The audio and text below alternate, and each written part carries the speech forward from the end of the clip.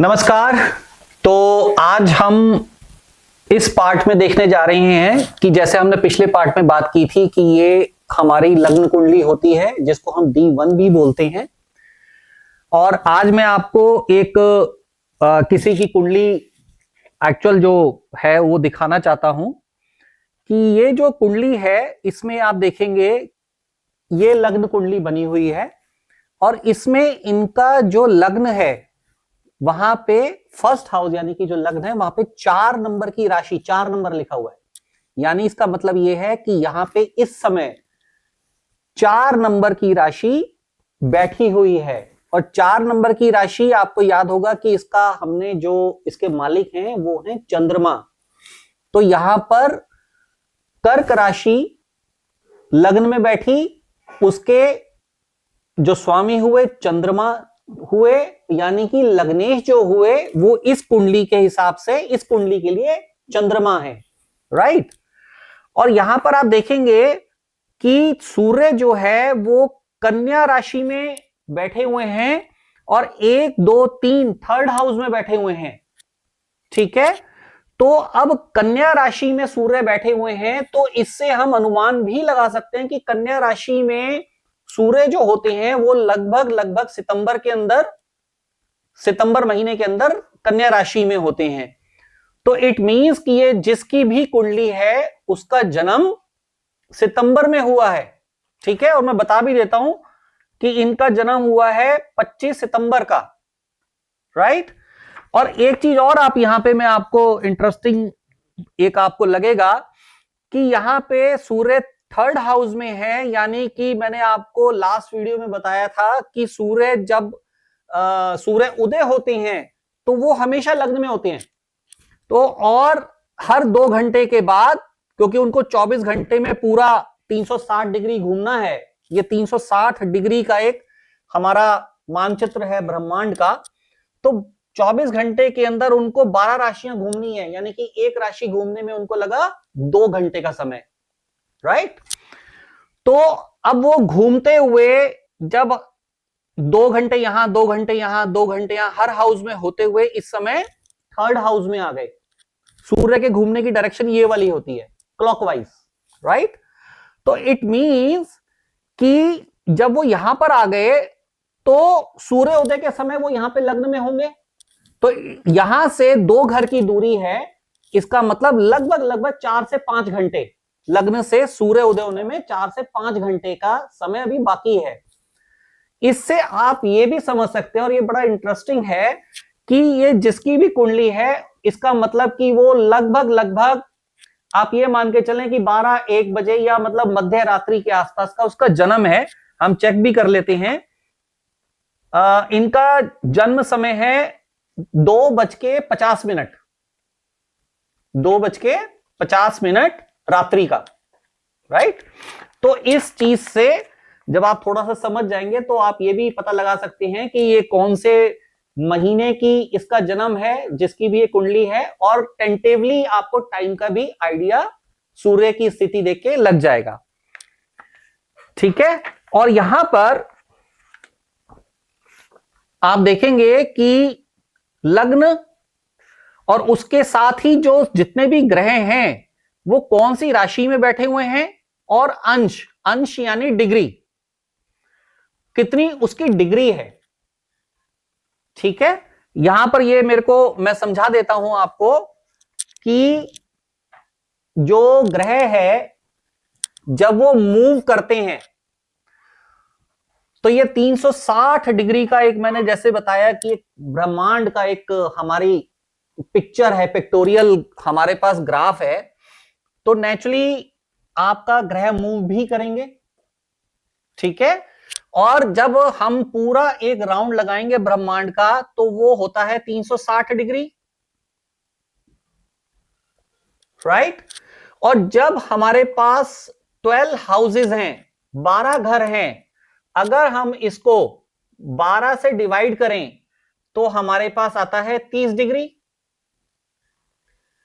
यानी कि एक हाउस, कोई सा भी हाउस, हर हाउस का जो एक डिस्टेंस है इस ब्रह्मांड में वो है 30 डिग्री, राइट। तो जब ग्रह किसी भी हाउस में मूव करेगा, जब ये यहां 6th हाउस से 7th हाउस में एंटर करेगा तो 0 डिग्री से करेगा, और जब 7th हाउस से निकल के 8th हाउस में जा रहा होगा तो यहां पर 30 डिग्री होगा। फिर जब 8th हाउस में आ जाएगा तो यहां से 0 डिग्री से चालू करेगा, और जब इसको एग्जिट करेगा, लीव करेगा, तो यहां पे 30 डिग्री पे करेगा। Got it. तो हर, जैसे मैंने अभी बताया कि हर ग्रह की डिग्री होती है, उस डिग्री का, ग्रह की डिग्री का बहुत ज्यादा इंपॉर्टेंस है प्रिडिक्टिव एस्ट्रोलॉजी के अंदर। कैसे? यहां पे मैंने लिखा है ग्रहों की डिग्री, राइट। अगर जब ग्रह किसी राशि में प्रवेश कर रहा है, नेचुरली वो उसकी 0 डिग्री होगी, और फिर वो धीरे धीरे जब वो मूव करता रहेगा तो उसका 0 से 1 2 3 4 5 6, और जब वो बाहर निकलेगा तो 30 डिग्री पे उस राशि से बाहर निकल जाएगा। तो जब वो 0 डिग्री से लेके 6 डिग्री के बीच में वो प्लेनेट होता है किसी भी राशि में, किसी भी हाउस में, तो हम उसको बोलते हैं बाल अवस्था। उस ग्रह की बाल अवस्था है, यानी कि वो प्लेनेट अभी अभी उस राशि के अंदर मूव हुआ है और वो भी बालक है, ठीक है। और उसका ये माना जाता है कि उसका अब अर्थ क्या है प्रेडिक्टिव एस्ट्रोलॉजी में, उसका ये माना जाता है कि उस समय 6 डिग्री तक उस प्लेनेट की जो पावर होती है वो एक बालक के समान होती है, एक बच्चे के समान होती है। इसका मतलब उस ग्रह के अंदर बहुत ज्यादा पावर अपना फल देने की नहीं होती, चाहे वो फल अच्छा हो चाहे वो बुरा हो, ठीक है। वो हम बाद में देखेंगे धीरे धीरे। 6 डिग्री से लेके 12 डिग्री तक उसकी ग्रह की अवस्था हो जाती है कुमार, राइट। थोड़ी सी पावर उसकी बढ़ जाती है। उसके बाद 12 डिग्री से लेके 18 डिग्री तक ग्रह को युवा अवस्था मानी जाती है, यानी कि जैसे एक यंग एज, जवान आदमी। इस टाइम पे ग्रह की जो फल देने की ताकत होती है वो सबसे ज्यादा होती है, 12 डिग्री से लेके 18 डिग्री तक, ओके। इसके बाद 18 डिग्री के बाद ग्रह धीरे धीरे अपने उतार पर, जैसे जीवन का चक्र चलता है ऐसे ही ग्रह धीरे धीरे वापस उसकी डिग्री बढ़ती है और वो उतार पे आ जाता है। तो 18 से 24 डिग्री तक उसकी प्रौढ़ अवस्था आ जाती है, यानी कि ग्रह की जो पावर है, फल देने की जो ताकत है, वो धीरे धीरे फिर कम होने लगती है। और 24 डिग्री से लेके 30 डिग्री तक वो वृद्ध अवस्था में आ जाता है, यानी कि जो प्लेनेट है वो बूढ़ा हो जाता है, वो उस राशि को छोड़ रहा होता है। उस राशि और वो राशि जिस भाव में है, जिस हाउस में है, उस राशि, उस भाव के जो फल देने की ताकत होती है उस ग्रह की फिर धीरे धीरे कम होने लगती है। और ये जो एक चक्कर है वो ये चलता रहता है। फिर यहां से वो अगली राशि में आएगा, 0 डिग्री से अपना सफर चालू करता है और 30 डिग्री पे खत्म करता है, एंड सो ऑन। ये सब जो मूवमेंट है ग्रह की वो चलती रहती है। अच्छा, ये मैंने आपको बता ही दिया है कि लग्न के अंदर, जैसे मैंने इस कुंडली में आपको दिखाया कि जो लग्न के अंदर जो राशि बैठी है वो लग्न राशि कहलाती है। जैसे कि जो सैंपल मैंने दिखाया है उसके अंदर 4 नंबर यानी कि कर्क राशि बैठी है, तो लग्न राशि जो हुई वो इस जातक की, इस व्यक्ति की कर्क हुई। इसी तरीके से जो दूसरा सबसे इंपॉर्टेंट राशि को हम कंसीडर करते हैं वो हम करते हैं चंद्र राशि को। तो चंद्र राशि कौन सी होगी? जिस राशि के अंदर चंद्रमा विराजमान होंगे जन्म के समय, वो उस व्यक्ति की चंद्र राशि कहलाती है। जैसे फॉर एग्जाम्पल ये ले लेते हैं कि यहां पे किसी व्यक्ति का जन्म हुआ और उनका चंद्रमा मकर राशि में बैठा है, 10 नंबर की राशि, तो इनकी जो चंद्र राशि हुई वो मकर राशि हुई। और इस चंद्र राशि का भी बहुत इंपॉर्टेंस है। इसको क्या इंपॉर्टेंस है, कैसे प्रेडिक्टिव, जब हम फलित करेंगे, प्रेडिक्टिव एस्ट्रोलॉजी पे जाएंगे तो उस समय देखेंगे कि चंद्र राशि और लग्न राशि इन दोनों का आगे क्या महत्व है। चलिए नेक्स्ट पॉइंट, हमारे जो ग्रह हैं,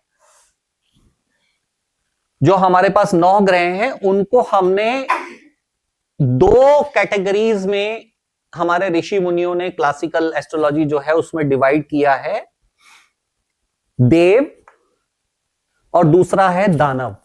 तो 2 ग्रुप में डिवाइड किया है उन्होंने।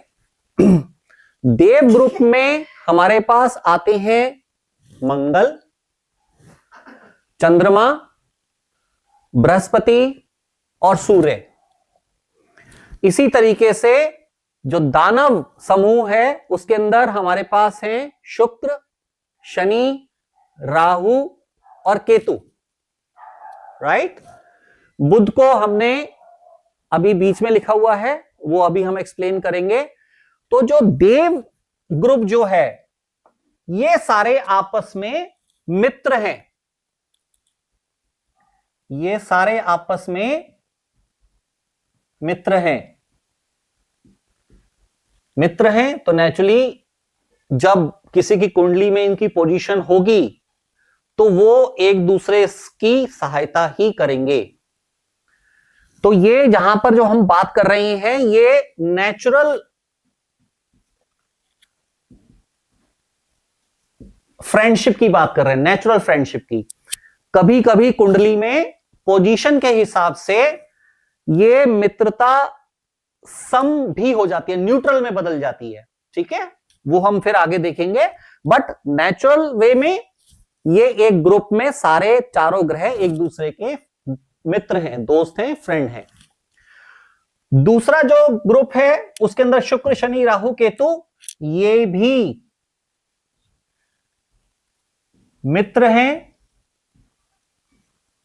नेचुरल वे में।